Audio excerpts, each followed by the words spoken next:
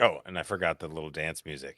Oh man. So, dun, dun, dun, dun, dun, dun, dun, dun, dun. I mean, we'll be fine without it, I'm I sure. guess I'll see if I can. I don't know I if mean, my it is head's in Monday mush. morning. I just jumped right into it. Like it's like jumping the ice bath or the cold showers. Have you ever done that? Do you do cold showers?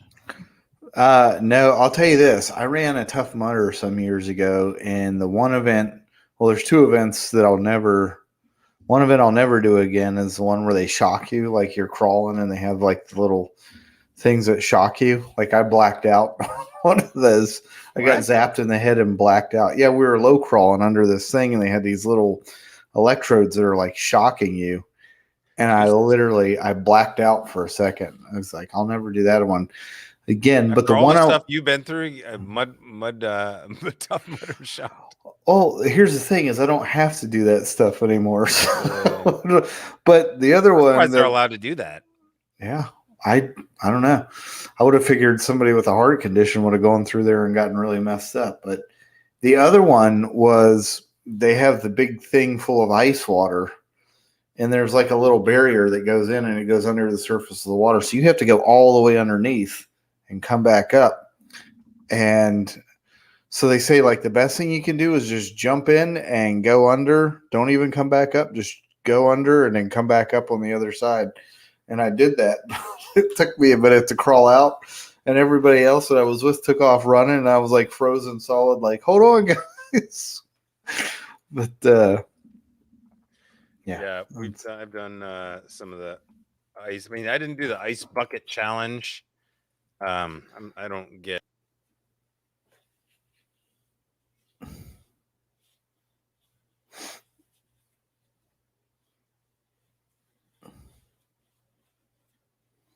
Just keeps kicking me out of the studio for some reason. hmm. Trying to add a banner. I think my fingers are greasy from the bread I was just the dough I was just making. Um, and I keep hitting the button wrong and I keep on going backwards or whatever. But anywho, I was just trying to add a banner of today's topic, not ice baths, but anyways, yeah, I think highly recommended though. For I mean, I mean, these would be topics we'll get into later on. I know again, if you're that's your seeing this video for the first time, the idea with these military finance 2.0 lessons or classes or discussions or workshops or whatever they're going to come into is to get that kind of the basic one-on-one level general stuff out of the way so that as we're building up our content at US Vet Wealth, it's not just always this higher end advanced fix your benefits.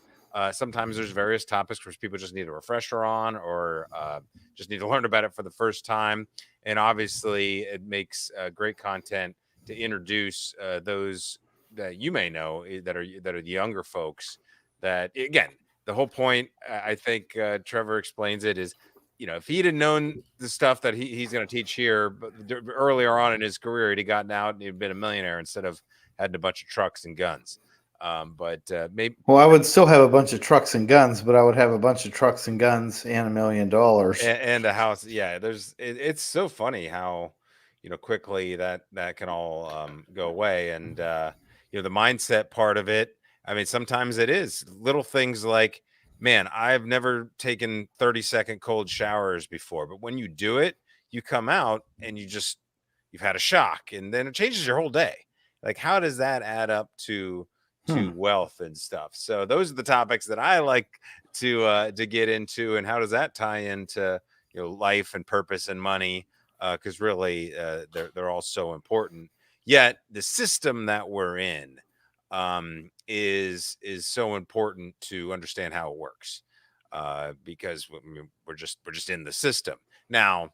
There's the stuff we've always been told, the kind of beliefs we have, and in some ways an addiction to just getting one set of information about not just how life works, but specifically how money works, how job works, and all the ancillary things that go on with that. So we need to understand the system from a base standpoint as it's been presented to us.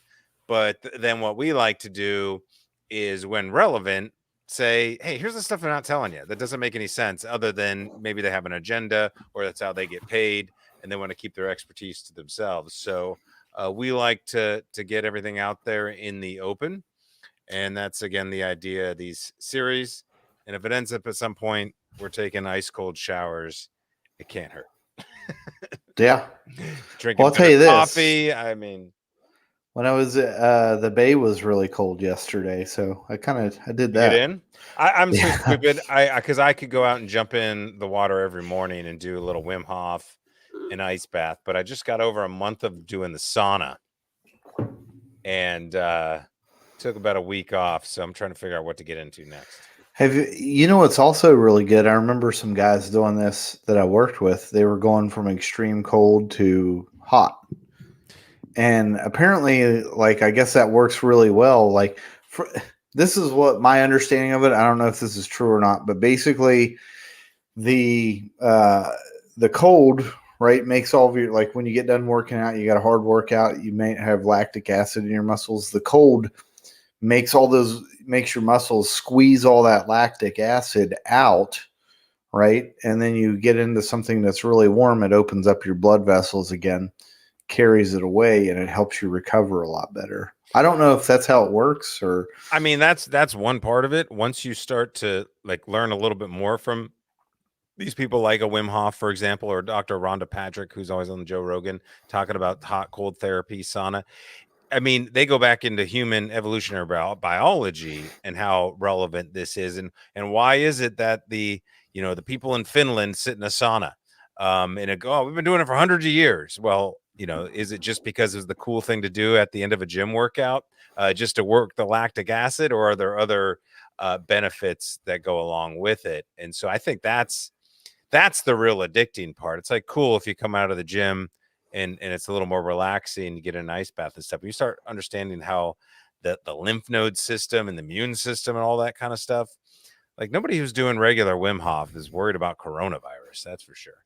Because yeah, they tie the breath work and all that kind of stuff into it. But um anyways, all things to help with risk, because the reason we want to do ice showers or breath work or any of that kind of stuff, I mean, a lot of that times that's taught to us as preventative work, right? That's the work you put in to prepare for, get your body healthy or whatever, so that you can have a good immune system to defend off anything that's, the unknown unknowns are the worst of them. There's known knowns, unknown knowns, known unknowns, and unknown knowns. That was what Rumsfeld said, something like yeah, that. And I mean, it's sad to, bring up that quote knowing what he was talking about. But it's quite true. And this system that we have, when understood properly, how to prepare yourself for some of these risks, uh, really, it just takes a whole lot off the table. Like, geez, we're in a pretty good time in history where you can just have a system where with this little thing called money, that's really just, you know, paper, really, if we think about it, but that you can just get a lot of things taken care of. All these risk stuff that people had to deal with in the past and would destroy their lives and all that stuff.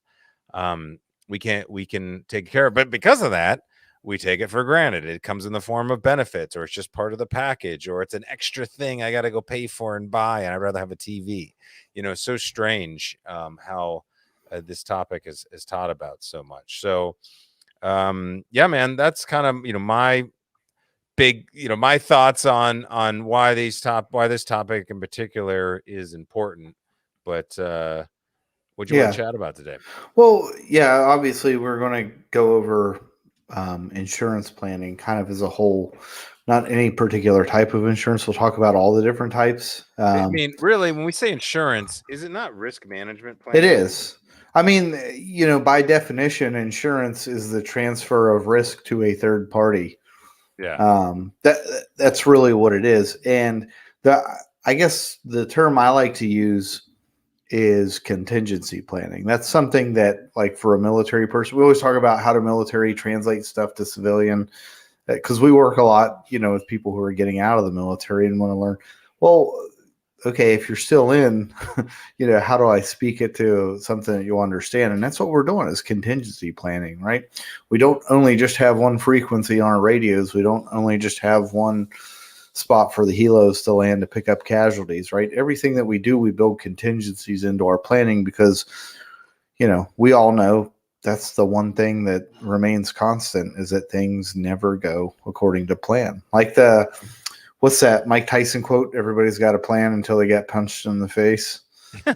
right? So, what are you going to do when you get punched in the face? Well, it's good to at least have an idea, and that's what that's. Well, That's what that I is. mean, again, we've just all been punched in the face for the last year. And yeah, what was a lot of people's contingency plan? Oh, the government should fix this for us and take the responsibility away from me. And maybe they did to some extent. Did they add protections or guidance or money to help people with rent?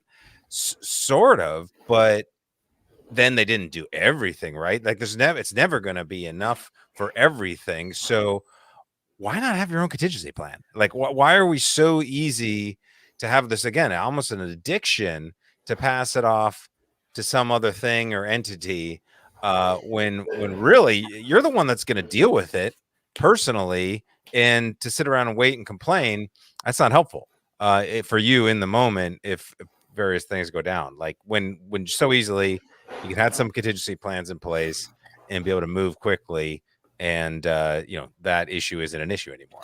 Well, as somebody who worked for the government for over 20 years, I don't want to have to rely on them. Right. Because I know how efficient. Like when people ask me, like, "Are you anti-government?" I'm like, "No, I think it has its place. I just think that if you rely too heavily on it, it's going to falter. Just like Yeah. anything, right? You put too much weight on the suspension of your car, it's going to falter. Same thing with that. I think it's, by having people who want that certain level of accountability and taking care of themselves and having their own plans for when things don't go right, it enables a function like the federal government to operate. I hate to use the term efficiently because that's not what they do. I mean, in theory, that's what they're supposed to do, but it's in reality, I know that's not the case. But that's the thing is like I don't want to get left hanging because I was waiting on somebody else to take care of that, and that's really insurance planning is a big piece of that. And a lot of people don't understand this. That's actually that's one of the 6 major areas of financial planning is insurance planning because that's your safety net. It's the thing that's there for you when everything else doesn't go according to plan. And it's something that you need to have in place before you start working on the other pieces of your plan. Because, if I go out and start building assets or doing whatever, executing this plan, think about this. Are you going to, if you go build like a really tall tower and you don't have your harness on and fall off, like, well, what the hell good was the harness in the first place? Mm-hmm. Oh, right on. Okay, cool. So, yeah, what are the different forms of risk management that we wanted to hit the broad brush on today? So really, it's we're looking at how do we protect your current assets and future income streams. Essentially, that's what we're doing with insurance planning. The main types I've kind of grouped it into really 3 different types. There's your liability stuff like your property casualty, takes care of your car, your house, any kind of personal liabilities that you might have. So I call that liability and asset protection. And then you have income type protection or your health, right? That's where your disability and your health insurance come into play because those are for there, especially right now, those are there when you get sick or if something happens and you can't work, right? It's people in the military don't really have that issue because, I couldn't tell you how many times I've been hurt and it didn't affect my paycheck at all, right? I was still going into work. They were like, well, you can't do this, but we're going to find something for you to do. Right. Out in the private sector, that doesn't happen. Say, well, hey, you can't do your job. We're not going to pay you. Maybe they will. That would be great if they did, but more often than not, it's not going to happen, right? Right. Well, I mean, you just, if you get lucky with a good employer, and that's a whole nother bag of worms. But I mean, really, I think you said it there at the beginning. Yes, there's different types of insurance. I mean, there's life, there's car, there's disability, there's health, there's homeowners, business, and I think Kim Kardashian got Well, it on her butt or something like that. But yeah, I mean, those are names because they talk about the features of what they do. The most important thing to understand is the benefit. What is the thing that is being insured, or what is the risk that is being managed? yeah, And it really, understanding what it means. I mean, that's the craziest thing. People get this insurance and don't actually understand what it is, what it accomplishes, what it means. And the replacement of income or the protection of assets. What does that mean? That means guaranteeing yourself a stream of income. That's the form of money that comes to you, let's say on a monthly basis. Doesn't mean the only way to insure your income. The other thing is to insure the assets, the various things that you have that bring value to you or help you function. If they just were to disappear overnight, what is the ramifications of that? And that can be, something like an asset, like a car or a house, of course. But what are the other financial aspects? And so we think it all ties together into the individual person.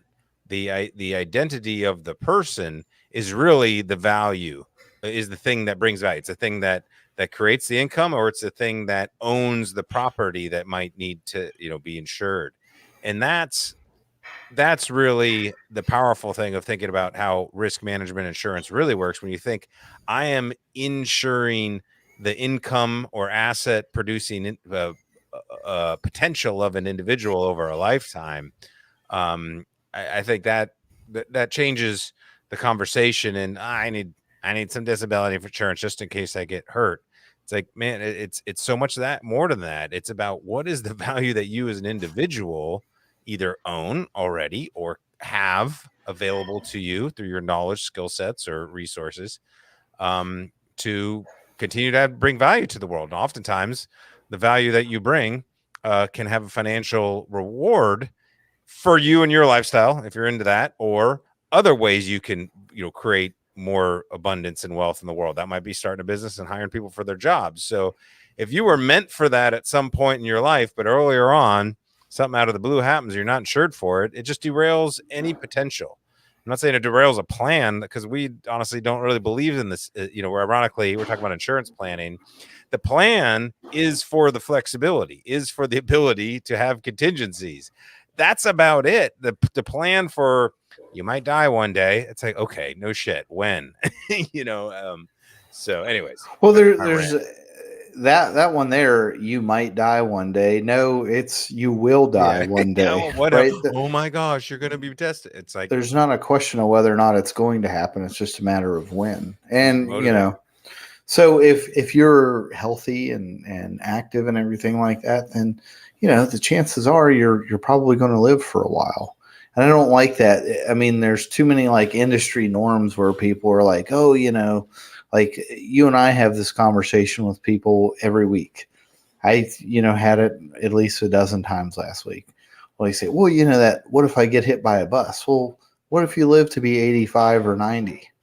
Right? That's something that I look at. Like, there's another type of risk that you have to manage, right? If when we get into like talking about different types of risks and everything, that's absolutely something. The risk of outliving my income stream, and it's one that people don't think about, right? Because they don't educate themselves about how money works. They look at like, oh, what are the decisions I'm most likely to make, and how do I plan around that? That's the wrong way to look at it. And so, I think with this stuff, speaking of which, you hit on it. There was the third topic when we were talking about insurance planning, life insurance, because if something happens, there's nobody to go after or sue or whatever. There was no third party to go after to replace your income stream. You got to make sure that you can take care of that yourself, right? So that was the third type. I wanted to hit on that real quick. Yeah. But really, the big thing with all this stuff is you need to learn how to evaluate your need. And when I say that, you need to look at your total picture and figure out, like, okay, what are the things that I need to be able to take care of, right? What are the assets that I have that I need to protect? What's the future income stream for me look like, or any of my loved ones? Um, how much do I need from a present value standpoint to replace all that? I'll tell you that. I'll get to that point in a second. The other one is, how do you compare the cost to the value provided? Because one of the things that I hate hearing is when people say, well, just go buy this, it's cheaper. Like, that cheaper, we know that for a fact, cheaper does not always mean better. Go down to, what is that, Harbor Freight, and buy some tools there. If you think cheaper is better, go use them for a few months and see how many more trips you have to go back down there to buy more tools. Because if you're buying stuff that's cheap, there's probably a reason that it's cheap. What was one of my favorite sayings that somebody told me a while back was, buy nice or buy twice. Yeah. um, so I really like that, and I embrace that.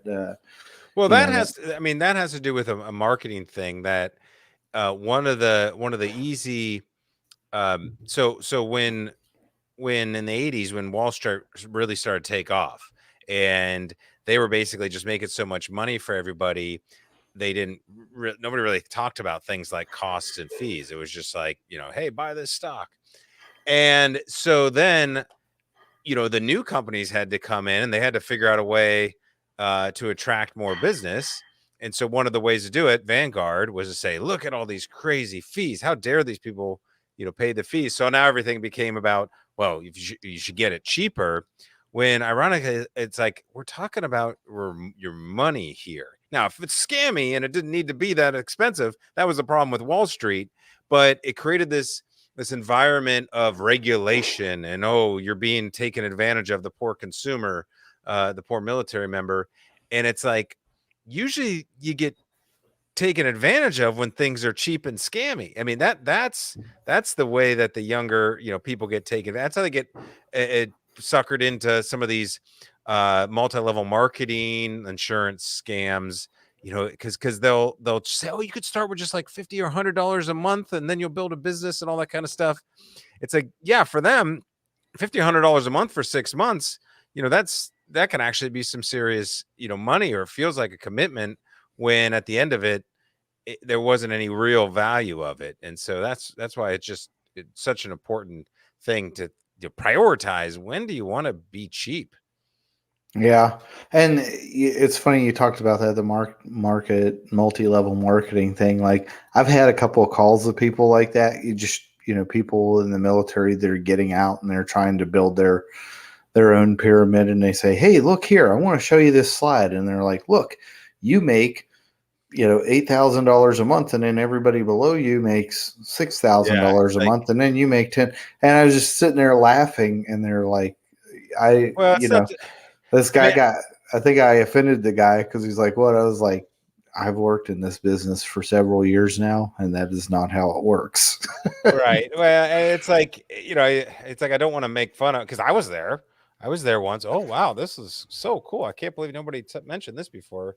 But when you hear stuff for the first time, we've been really sheltered for so long on all these topics that, yeah, it's easy. That's why the military is, an easy target for some of these subjects, like around multi-level marketing, because it sounds like it's so genius. And of course, what aren't they telling you? And that's what we're here for. Yeah. And so, like, talking about that, what you were saying, like, um, evaluating your need, super important, and comparing the cost of the value. Because I'll tell you this, if you ever talk to somebody, and I'm guilty of it, like, I did this before I really learned what was important, like when I was younger in the business.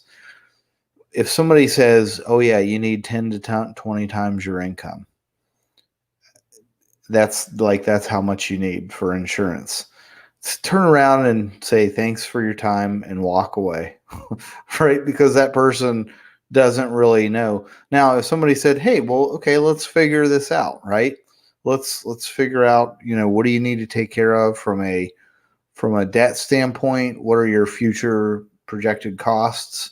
What's the present value of your income stream?" And then they're actually able to show you that, which that's what I do now, right? That's why we use the asset map tool, right? Because it's actually able to show you, hey, here's how much you need, and here's why you need this much.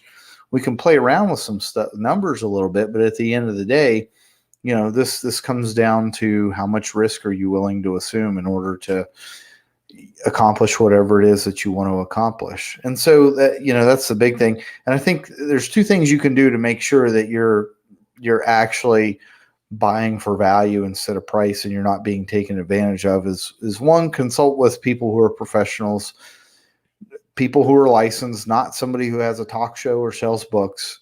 Somebody who understands, like, how do I protect the value of your income stream and your current and future assets. And the other piece, which I just said, like, don't take advice from somebody who doesn't work in that industry. If somebody's not, for me personally, right? I know a little bit about property and casualty insurance, but I don't do that. So what do? I look at somebody, I know what to look for, and I say, hey, here's what I know about this, right? I know there's certain levels of this stuff that you need to have, but I don't do that personally. I'm going to put you in touch with somebody who I know and trust that will take care of you, because I don't do that. I just know, like, there's a couple of things that I've learned through education and things like that, like, I know how to protect your assets. I know how to protect your future income streams, but I personally don't work in that industry. So I'm going to put you in touch with somebody who can better advise you on how to do that.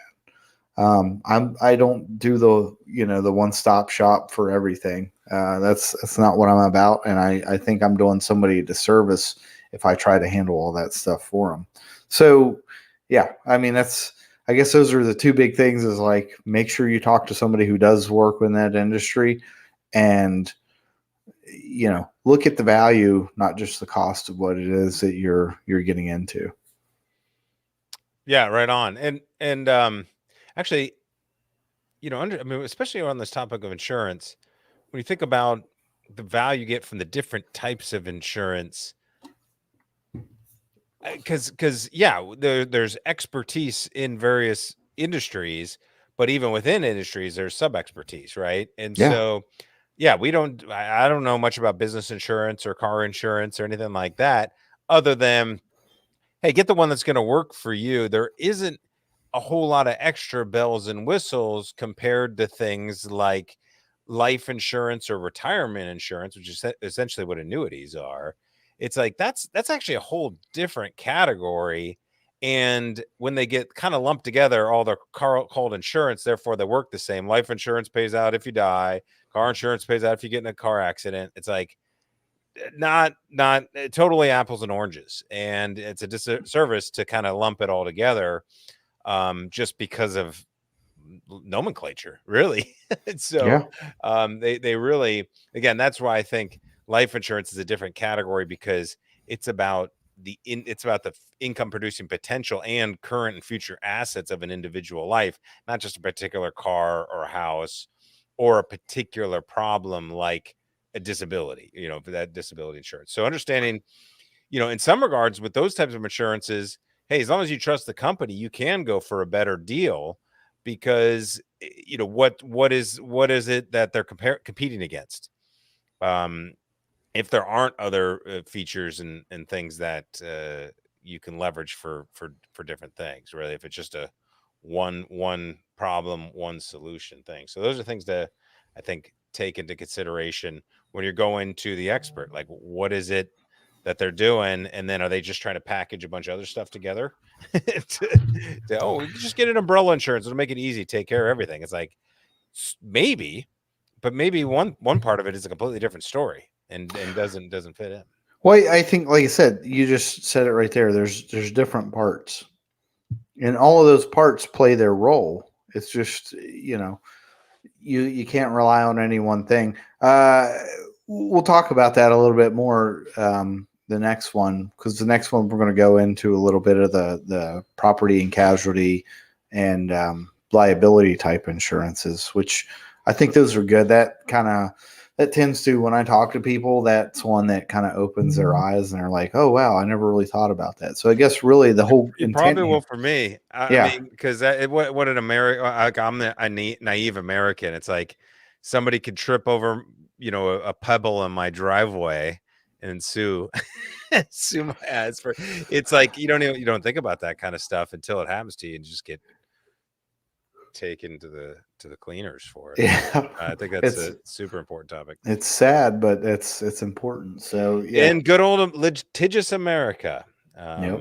So, but that's what went to defend our country for. So everybody's right to To sue sue anybody if they else. slip on the ice because you didn't salt it properly.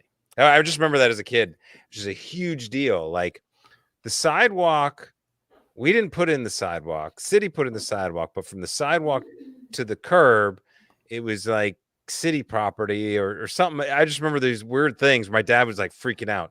Salt the thing. If somebody slips on there, we're gonna be screwed. Just like, Dude, I when people walk, they know they might trip. I have a story about a place I went to, Los Alamos National Lab. Awesome, weird location out in the middle of nowhere, but they have signs everywhere in the wintertime about how to walk on the ice. And people there have these little things. They're kind of like, you put snow chains on your tires. They have these things that you can put on your shoes that are kind of like snow chains for your tires, because that's like, Was there extra ice there? well, I mean, you're out in the middle of the mountains in the middle of winter. People They're think at, they're in New Mexico in a desert and don't realize there's going to be snow. yeah, I think they're at like, over 7,000 feet of elevation. When it snow, I mean, they get snow and ice and stuff there, and I guess it's a dangerous thing there. That ice, it gets them. Oh, But they have like all these signs everywhere about how to walk on ice. that's funny. That reminds me of when I was like sophomore in high school. Me and my friends got busted for we learned how to do phone tapping, and we were running through backyards in the middle of an ice storm. We had the whole police force out chasing us one night, and they couldn't catch us because they couldn't run on the ice. I mean, I ended up getting caught, and it's a funny story. Made fun for all my security clearance conversations with did you ever get arrested? I was like, oh yeah, you're gonna love this one. Crazy story through a snowstorm in Ohio. But anyways, like, yeah, you should definitely be someone going to West Point. But no, cool. Well, yeah, no, I'm really enjoying these conversations, getting into the kind of the weeds, of the finance stuff, so that we can have the more interesting conversations. You don't just get bogged down here in the same old boring stuff. From every book you read, it's like, oh wow, yeah, that disability insurance, that's so sexy and fun. It's like just leverage. I mean, leverage when because my whole thing is we've got so much going for us with these military benefits and pats on the back. Just really this is part of it. Like understanding the fact that when you're active duty military, a lot of this stuff really isn't relevant, and in many cases, even as a veteran, sometimes it's not relevant, especially when you're self-employed. Like I never think about disability insurance because I mean, technically, what's the difference? I can't get a job anyways. I wouldn't know where to start. I wouldn't want to. It just, I wouldn't show up to work. I just wouldn't do it. I have to find a way to make my own thing work. So it doesn't cross my head in that way, and so that's important stuff to consider as well. Yeah, and I have no illusions about how exciting this stuff really is, but I think part of that is getting somebody who can break it down and phrase it in a manner that's easy to understand, which that's one thing I think I do really good, but Yeah. and try to make it somewhat entertaining. So maybe I'll make some insurance jokes or something. Oh, great. That's awesome. But no, either way, no, this is the goal. Obviously, we've got tons of resources and articles on our website and lots of videos on the YouTube channel. So check out all that out at usvetwealth.com/resources. But yeah, if you if you do want to talk to somebody about these topics and not just get the same old boring comprehensive planning conversation that you just get year after year and it doesn't actually move any needles for you, then you want to talk to us. And so that's the one thing we're doing right now. Is Trevor mentioned the asset map, and we've got a video out there on this, but I think we'll do some more on how we do this. We just bring it up and use it as examples. I think that's what maybe one thing we do um, on this particular topic around risk management insurance. Let's bring up a story and a conversation around that on a future episode.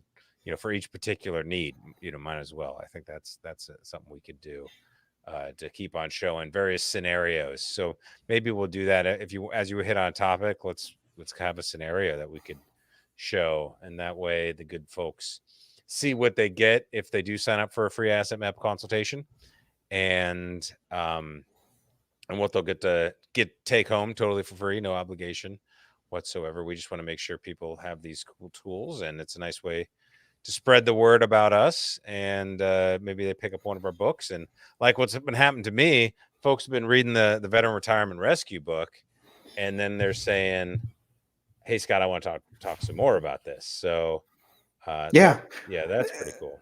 The thing about that too, that like that's another way of managing risk as well. That's what I call that.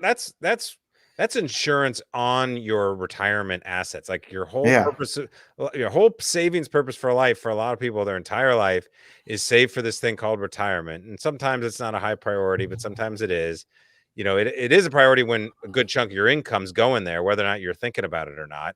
And it really becomes a priority later in life when you're actually getting, oh, I need to actually use this money. And then you start to finally be told, well, hey, there's no guarantees on any of this. The story we're told about just put it in the stock market, it's going to work out over time. Like maybe, but there's no real guarantees around it. So that's why we've written this book. We got a webinar around it, but check out our Veteran Retirement Rescue book, and spread the word on this. Obviously, we've got a lot more resources. This can be, you can get this on our website at veteranretirementrescue.com, and or you can just get it from the resources thing here. But yeah, this is something we're working on right now, putting a lot of videos around it, because there's a lot of uncertainty out there right now. So and concerns. Yeah, I'll say this before we sign off. Like any kind of protective measures, they're of little use to somebody if you don't put them in place before something bad happens, because that's one of the things I have a lot of conversations with people is, well, I wanted to do this. It goes back to that whole mindset thing. I just, I had so much other stuff going on and I didn't have time to do it. And I'm like, that sucks. But, the reality of the situation is you did have time. You just didn't make it a priority. So we'll go through this over the next week or so. And I hope that people see this stuff and actually act on it. Because it's not something that's going to help you out if you wait until you need it to have it. Right on. Awesome. Well, we're a little over, but no, I'm glad we're catching up on everything we got going on. But hey, if you are hearing this on the podcast, please subscribe, rate, and review as we're growing this. Share it with a friend. Somebody else is going through transition, or at some point, or on active duty military, and they're just learning about money for the first time. We're looking to build an audience and stuff, and we know you can get the basics of this info from all the various guru books out there, but that's talking to the millions, to the masses. We're doing something different at USVW to talk to a very particular type of mindset individual, or someone striving to have meaning in post-military life. So we don't need to find millions of us, but we find a few thousand, we can actually have some impact when people start thinking about where they put their money, how they use it for their existence on this earth. That's the funniest thing I find when folks don't really think like, oh yeah, I'm working because I'm alive and therefore I'm supposed to do this. Like, let's put some purpose behind it. We're all in it anyways. So that's our big goal. But awesome. Well, anything else before we sign off, Trevor? Nope. Cool. All right, See you everybody. Wednesday. We will see you on Wednesday.